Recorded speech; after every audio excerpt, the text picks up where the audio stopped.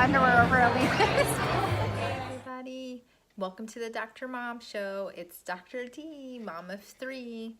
I am excited today because you can see I'm rocking my pink because this month is Breast Cancer Awareness Month. So I'm going to give you some information today on the show, just some information about breast cancer and screening, just so you can be more aware of some statistics about it and how to go about getting screened and if you need to be screened and things like that. Always remember that the Dr. Mom Show is here as a resource for you. It is an informational show and does not take the place of your physician's advice or your child's physician's advice. And I hope everybody's having a great month so far. It's going to start getting busy, so you better start doing your Christmas shopping from now. And again, I am very excited because we'll be adding another treat to the Dr. Mom Show, which hopefully I'll be able to air this week. And hopefully you enjoy the show now. Again, just to remind you, it'll be on Saturdays at 8 p.m. So to get started about breast cancer, so breast cancer is a devastating diagnosis for women. Already it is very anxiety making when a woman either feels a lump or a physician tells them they have felt a lump. That in itself can make a woman very anxious and just scared and nervous. Just to let you know, so breast cancer is a very, very popular diagnosis. You may not know this, but it's the most common non-skin cancer diagnosis for women in the United States, and it is also the second leading cause of death from a cancer cause for women in the United States, especially between the ages of 40 and 50. So just think about that. If you have a female in your life, just in general, and especially if you have a female in your life who is between the age of 40 and 50, whether that be a sister, an aunt, a daughter, a mom. So this can affect a lot of people. So that's why it's important to know how to screen, how to be aware of what to look for. So as far as screening, what's important are risk factors. So thankfully, the majority of women are what we consider average risk. So they don't have many risk factors. Of course, that's taken out women who either had breast cancer in the past, any genetic predispositions, such as, I'm sure a lot of you have heard of the BRCA gene or BRCA gene. So there's also some hormone receptors like estrogen receptor.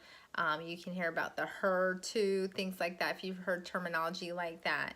So those are things that make you higher risk. And of course, the immediate, what we call immediate family history of cancers such as breast cancer, uterine cancer. Even if you have a history of uterine cancer and not breast cancer, those are considered risk factors. So for an average patient, we normally recommend starting screening at the age of 40, and screening usually is a mammogram. Other factors can come into play if, for example, you've had breast implants and other things like that. So they may use some other techniques to visualize the breast to rule out breast cancer or masses, I should say. So normally, again, so if you're 40 and above, you should talk to your doctor about getting a mammogram done to screen for breast cancer.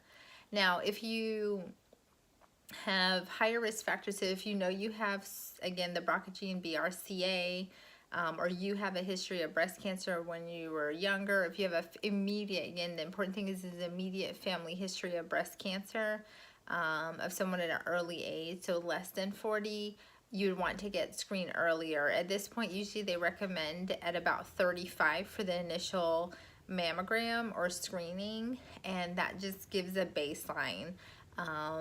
Now the guidelines change as far as how often, and now the guideline states that, let's say again, your average risk, that your screening mammogram would be every 2 years.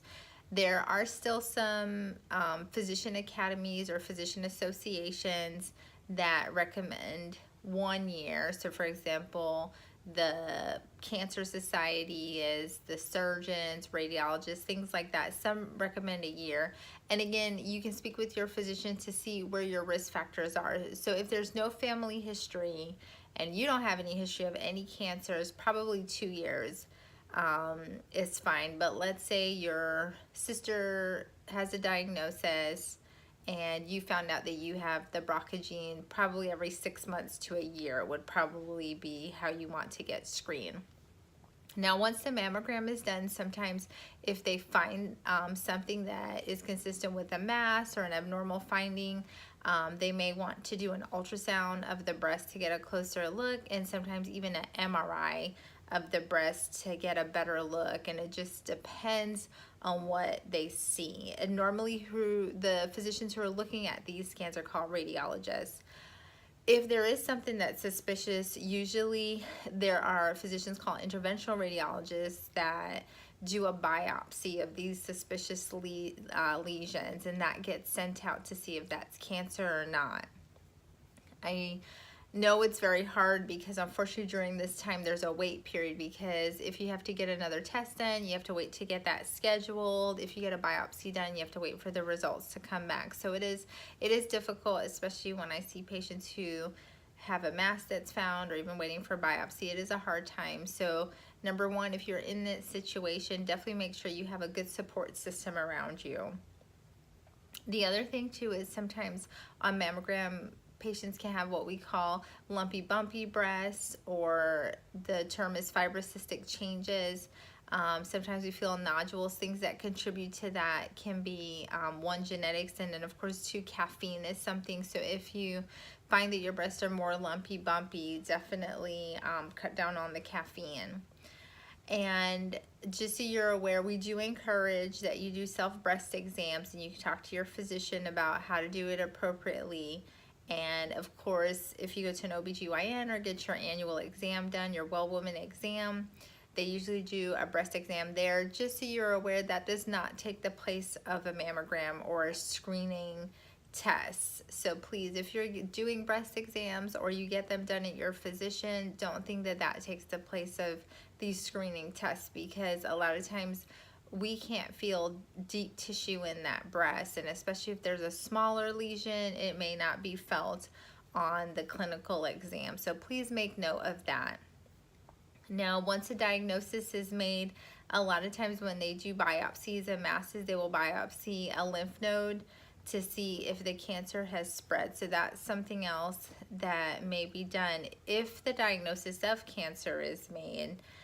After that, there are different types of cancer, and that's why they're doing biopsies.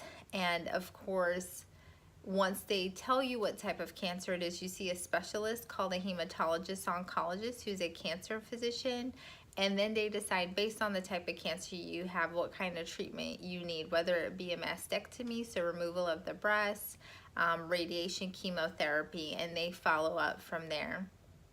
Some people get genetic testing if they have a known risk of, as far as extensive family history of breast cancer, or if they have a history of uterine cancer, and then they have, again, that BRCA gene. Some people decide to do mastectomy as what we call prophylactically or preventatively, so they don't get breast cancer. Some women decide if they have breast cancer in one breast that they'll go ahead and remove both breasts.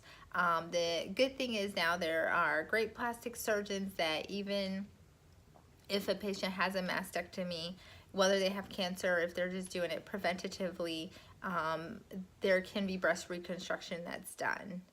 So I hope this does help you. I hope this month, my women out there, please take some time. A lot of hospitals and imaging centers have specials going on that you can even pay cash, and it's for a lower cost. So just take some time to get in with your physician and talk about your risk factors, and if you need a mammogram, if you need some sort of screening test, and what's an appropriate one for you. I hope you enjoyed this, because don't forget, for those women who have children, you have your children. those women, you have your husband, you have your family, you have your parents. So don't forget that. We need you, and we need you to be healthy.